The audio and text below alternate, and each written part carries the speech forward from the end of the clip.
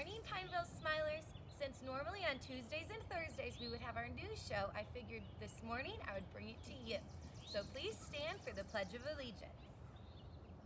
I pledge allegiance to the flag of the United States of America and to the republic for which it stands, one nation, under God, indivisible, with liberty and justice for all. Please remain standing for the Smiler Pledge. I pledge to my classmates and my teachers to be safe, respectful, and responsible, and to build peace in my community. Also to learn to help others and have fun while having a smile on the inside and the outside. All right, and now it's time for our read aloud. Happy Team Day. I have my Bears jersey on. I would love to see pictures of you representing your favorite team. Today we're going to read How Full is Your Bucket?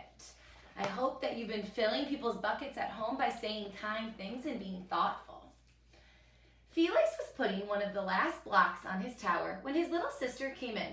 I want to build with you, she said. Felix scowled. Go away, you're too little. I'm big. Stay back, you'll knock it over. I can be careful. Go play with your baby toys, Anna. Whack.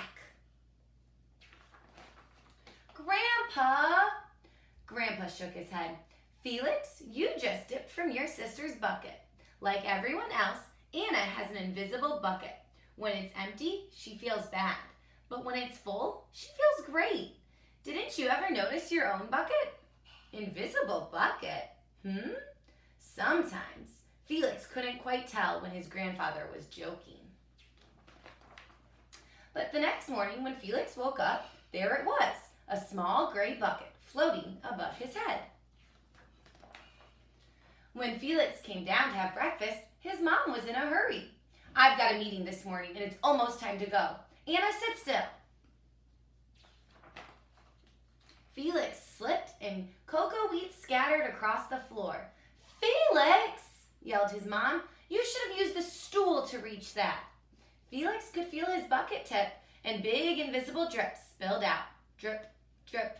Ha ha, Anna laughed as she crunched the cereal with her shoe. Drip. Get the broom and clean it up before you miss the bus, scolded Mom. With the school bus honking, Felix quickly swept up the cocoa wheats and grabbed his last blueberry muffin, but before he could even take one bite, Buster jumped up and grabbed the muffin from his hand. Drip. Hey, look at Felix's new backpack. My baby brother has one just like it. Drip. Psst, Felix. Psst. Drip. Watch out, Shrimp. Drip. It was still morning when Felix's bucket felt almost empty. As he watched his classmates walk into the room, he secretly hoped they would trip and fall. That's what it feels like when you have an empty bucket. Felix slumped into his seat and waited for something else bad to happen. Miss Bumblenickel walked slowly up to the desk and handed him a paper. He could hardly bear to look. Felix, you wrote a wonderful story. Would you please share it with the class? Felix grinned and felt a big drop right into his bucket. Drop, drop, plop, plink, drop. The big, gigantic Who Wanted a Pet by me, Felix. The class grew quiet. They laughed at all the right places and oohed at the scary parts.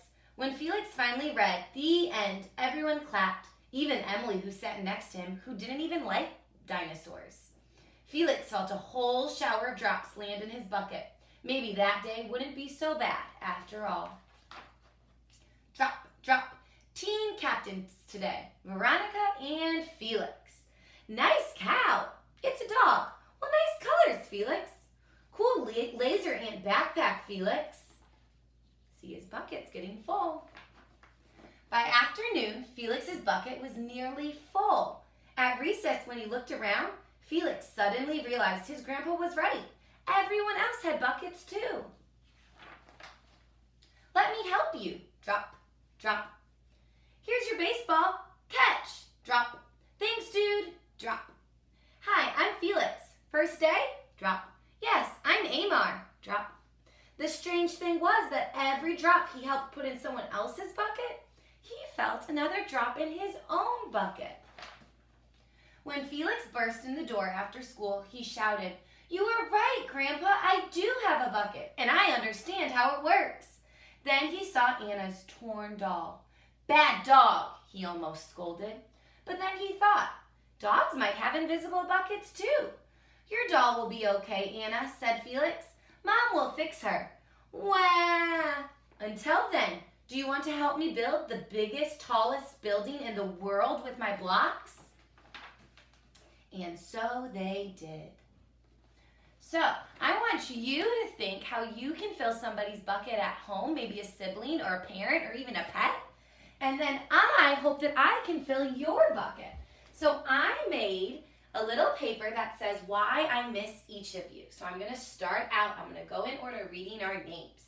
I miss you because Bo, your excitement to learn something new. Alla, you're such a hard worker. Elenai, you always have something kind to say.